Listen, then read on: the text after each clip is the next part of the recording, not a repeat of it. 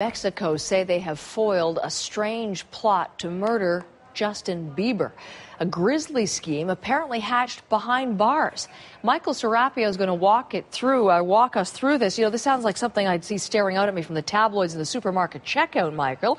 But apparently there's quite a bit of heft to this. There is, and this is coming from police in New Mexico directly, Heather. And in fact, when you mention the tabloids, this is dominating a lot of the discussion on websites like TMZ and Us Weekly. Now, to go through the suspects in this case, it does begin with this man here. His name is Dana Martin. It also includes another man, here we go, by the name of Mark Staake, and his nephew, Tanner Ruane. Now, as the story goes, as it was recounted by police, Martin and Staake met in a New Mexico prison. And while in prison, Martin hired Staake to kill and castrate two former acquaintances, in Vermont. And that's not all. According to a police affidavit, the ultimate target of this crime was Justin Bieber, as well as his bodyguard. And that's because apparently Staake allegedly was hired to murder and harm Justin Bieber and the bodyguard. And to carry out this plot, Staake recruited his own nephew, Tanner Ruane, to help out. Now, they were going to abduct Justin Bieber in November, apparently,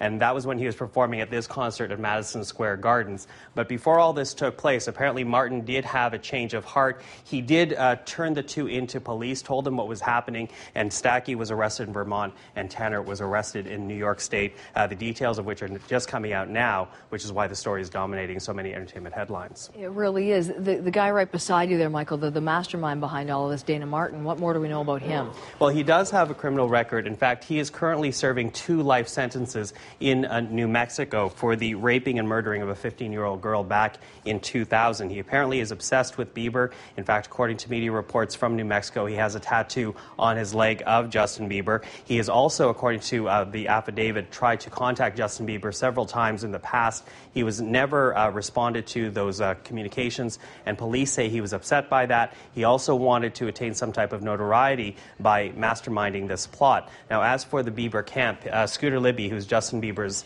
manager, did issue this statement. Yesterday, he said, "We take every precaution to protect and ensure the safety of Justin and his fans." And as for Justin Bieber, despite all this disturbing news, he did go on stage last night in Atlanta, Georgia, and carried out his concert. Michael, most bizarre. Thanks very much for that, Michael Serapio.